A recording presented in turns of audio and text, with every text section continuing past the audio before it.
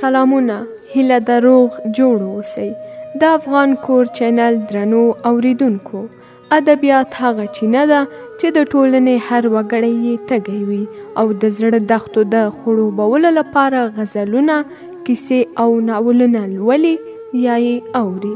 نو موږ یو ځل بیا ستاسو د ادبي ذوق او تندې ماتولو په پار د پښتو ادب د نایابه غمي ارواښاد نصیر احمد احمدي د زرینو لیکل شویو کرښو څخه د زرو ناول انتخاب کړی او هره ورځ به یوه برخه نشروو. هیله ده د زړه په غوږونه یې واورئ او تر پایه مو ملتیا وکړئ. لومړی برخه یې له دې ځایه پیلوو. له عمره ځوان سړي پر خپلو لندو وریځو خپل خړ شلېدلی لستوڼی تېر کړ. هسکې ونې ته یې وکتل، پښه یې وښویده، کوږ شو، په غېږ کې نیولي وچ لرګي ترې ولوېدل. باد تیز و، د ګلۍ وړې دانې پر لمر سوځولي مخ، توره نرۍ غاړه او چاودو لاسونو تیرې لګېدې. سړي د ونې پنډې تنې ته خپل خوار ولي ولګول، ټوخي واخیست، خولې ته یې لاس ونیو، په لاړو کې د وینو سره څاڅکي ښکارېدل. ګلۍ غټه شوه، د ونې پاڼې ګډې ورسره راتلې. غولی یې ماتو شنو پاڼو او سپینو دانو ونیو. د سړي ژامې وکړپېدې، خپل خوار ځنګنونه یې د ټټر له راوتلیو پښتیو سره ولګول. مخامخ یې وکتل، تیز باد د ونو ګڼې ببرې څانګې پړسولې وې. کله کله به تورې وریځې وغړمبېدې. د سړي په سترګو به د برېښنا سپینه لیکه تېره شوه. له پورته د لویو تیږو ترمنځ نرۍ اوبه راماتې شوې. اوبو لوېدلې پاڼې او وچ خلي ټولول. سړي په بیړه ورمېږ کوږ کړ. د ده له غېږې لوېدلي لرګي بچ ول، اوبه په څنګ ترې تېرېدلې. سړي غولي ته وکتل، خلی یې ور واخیست. د میږیانو له غاره راوتلې ګردې ګردې وړې خاورې هسکې ودرولې. وخت ووت، ګلۍ ودرېده، وریځې د غره پر شنو ونو راټیټې شوې. سړی حرکت وکړ، د لویو ډبرو څنډو ته لا د ګلۍ دانې پرتې وې. سپینو دانو له ځمکې خړ رنګ اخیستی و. سړي وچ لرګي په غېږ کې ونیول، په لویو وړو لندو ډبرو یې مخ پورته لاړ. لاندې په دره کې د سیند غرمبهار ښود. دی ګڼو ونو ته ننوت، له شنو پاڼو راڼه څاڅکي تویېدل. یو ځای ودرېده، سترګې یې څو ځله ټینګې کړې، ټیټ شو، ګڼ واښه یې سره راوړل، یوه طوطي منډې کړې، مات شین وزر یې له ځانه بیل نیولی و. سړی ورغی، طوطي یې تر روغ وزر ونیو. طوطي چغارې کړې. سړي شاوخوا وکتل، تر یوې هسکې ونې لاندې په لندو وښو کې ماته ځاله پرته وه. سړی له ګڼو ونو ووت، د غره په لمن کې خلاص ځای و. د چارماغزو تر هسکې ببرې ونې لاندې له تیږو او لرګیو د جوړې جونګړې دروازې باد خوروله. سړي سترګې وموښلې، د ایږ لوی پوستکی له خپل ټټره وښوایه. شاوخوا یې وکتل، په بیړه له جونګړې ووت. طوطي یې له لندو وښو ور واخیست، ودرېد. یو دم یې وویل، ها نه. طوطي یې له لاسه ولیده، منډه یې واخیسته، د یوه قبر تر څنګ ودرېد.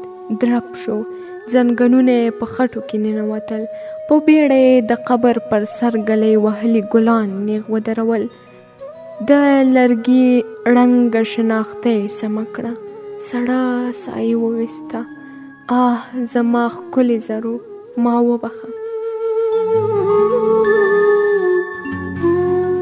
له قبره رارغړېدلې وړې سپینې تیږې بیرته پر خپلو ځایونو کېښودې. جونګړې ته ننوت، غلی کېناست. د طوطي چغې شوې.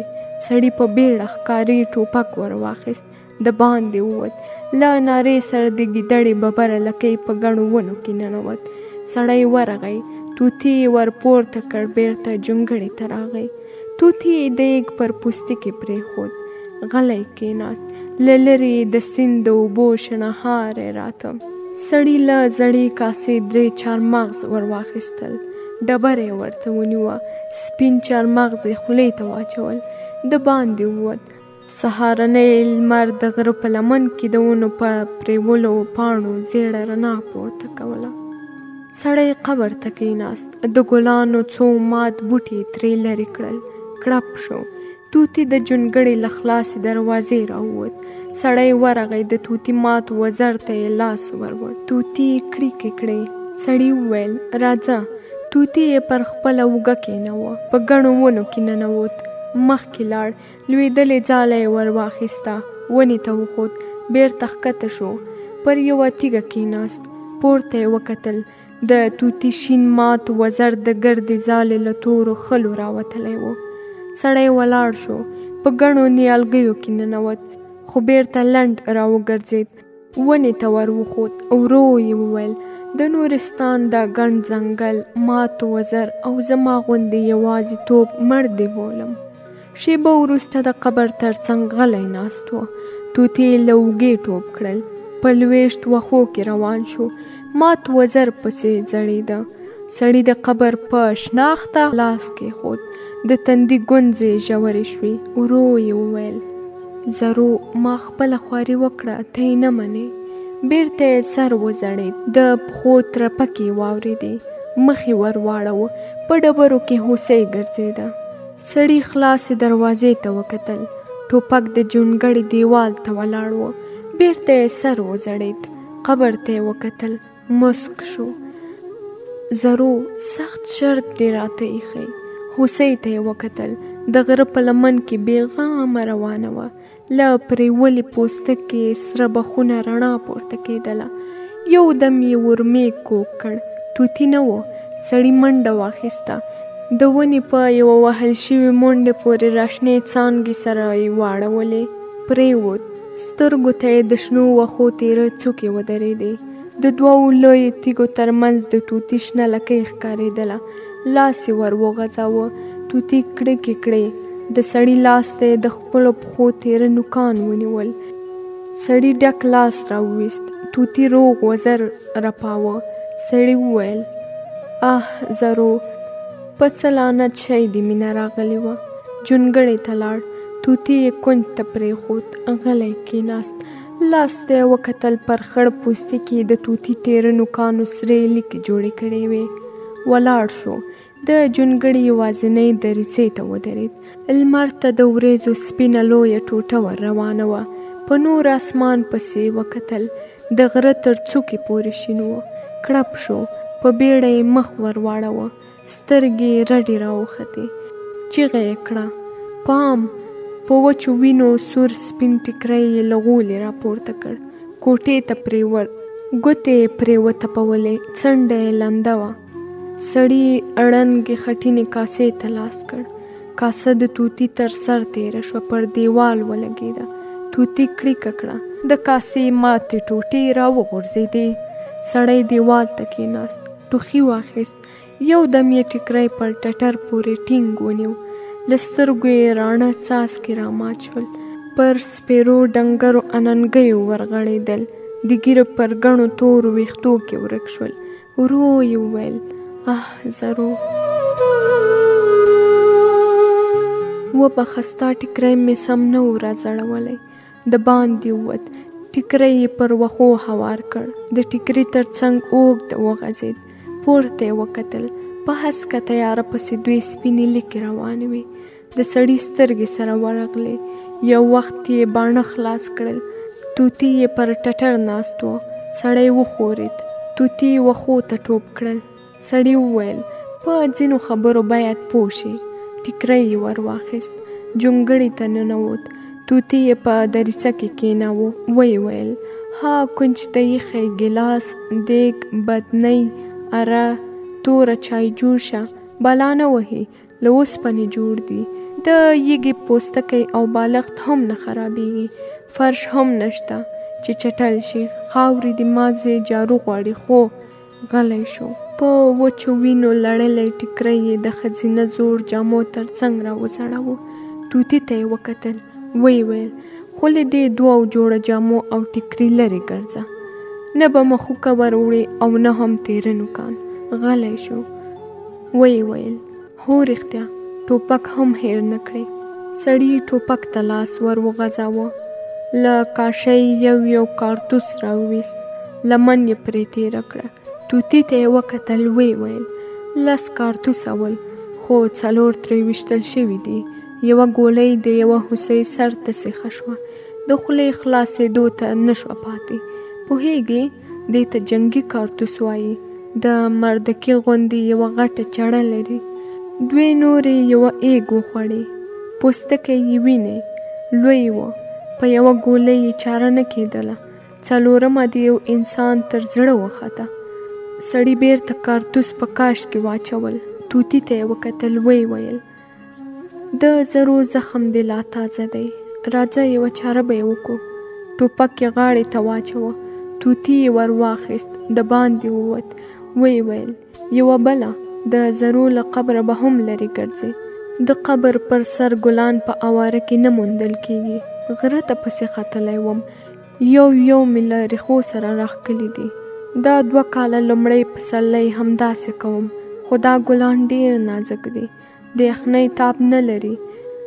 د غره پر سر د لومړۍ واورې سوړ باد یې وچ کړي. سړي ګام واخیست. طوطي یې له اوږې وښوید، خو د پښو تېره نوکان یې د سړي د واسکټ شلېدلي جیب ته سیخ شول. روغ وزر یې ورپاوه. بیرته اوږې ته وخوت. سړی لاندې درې ته ښکته شو. د سیند اوبه د غره له پرخو سره لګېدلې. سپین ځګونه یې پر سر روان ول. سړی د اوبو له ژۍ سره مخ پورته لاړ. لنډ راتاو شو. غره ته وخوت. د ګڼو ونو په منځ کې ودرېد. شاوخوا یې وکتل. ټیټ شو. یو سپین ګل یې راوشکوه. سترګو ته یې ونیوه. د ګل په سپینو پاڼو سرې نرۍ لیکې تېرې وې. د ګل پر پاڼه یې غاښونه ټینګ کړل. لاړې یې تو کړې. ویل نه پوهېږم، هېر مې دي. ډېر وخت ووتل، خو زرو همداسې یو ګل راشکولی و. له ونو ووت. په بوټو کې مخکې لاړ. اخ یې کړل. کېناست. تېره اغزی یې تر زاړه بوټ وتلی و. بوټ یې وایست. د کیڼې پښې د بټۍ ګوتې لاندنۍ برخه یې ونیوه. په بوټ کې نښتی ازغی په اسانۍ وخوت. بیرته یې ګامونه واخیستل. یوه هسک بوټي ته ودرېد. ګل وړه پاڼه یې په خپلو ګوتو کې وسلاوه. ګوتې یې ژبې ته وروړې. ویل دا خو هېڅ خوند نه لري. طوطي یې له اوږې ټوپ کړل. ګڼ بوټي ته ننوت. سړي وخندل. نه نو اوس سره ملګري یو، کله دې پرېږدم. لاس یې ور وغځاوه. طوطي یې له نریو څانګو راوویست. پر خپل زنګانه یې کېناوه. ورو یې وویل ګوره، له ډېر وخته راهیسه مې انسان نه دی لیدلی. کله کله جونګړې ته نږدې د چارمغز ونې ته غږېږم.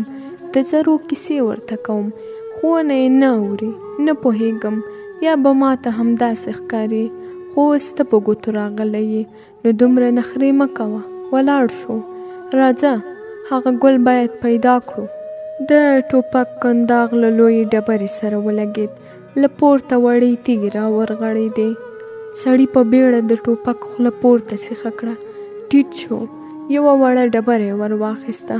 ببر بوټی یې پرې وویشت. څو یې ټوپ کړل. سړي سړه ساه واخیسته. طوطي ته یې وکتل. ویل یو ځل مې په سیند کې کبان نیول. له ونې لوی ایږ راووت. مجبور وم اوبو ته مې ور ټوپ کړل. بلې غاړې ته ووتم. سړی د باران د رڼو اوبو ډنډ ته ودرېد. کېناست. په اوبو کې خپل مخ ته وکتل. خړې شونډې یې مسکی شوې. زرو، غم دې څومره ژر وخوړم. په اوبو کې پر اوږه ناست طوطي ته وکتل. ویې خندل. د زرو له مرګ راوروسته مې خپل مخ ته نه و کتلی. توبه، یو ځل یوازې یو ځل. څومره وخت نه پوهېږم، خو د زرو له مرګه یوازې څو میاشتې تېرې وې چې په جونګړې کې غونډل وچیچلم. تندی مې خوړین شو. آینه نه وه. د چینې په ډنډ کې مې خپل مخ وکوت. خو اوس بده بلا رانه جوړه شوې ده. ککرۍ ته مې وګوره، لوڅه ده. د مخ ګونځې مې سم سیوري لري. د 30 کلن سړي نو دومره زوړ مخ وي. سړي یو دم وخندل. په اوبو کې یې ګوتې ننایستې. درنو اوریدونکو، د زرو ناول لومړی برخه مو همدلته پای ته رسیږي. تر بیا مو په لوی او بخښونکي رب سپارو.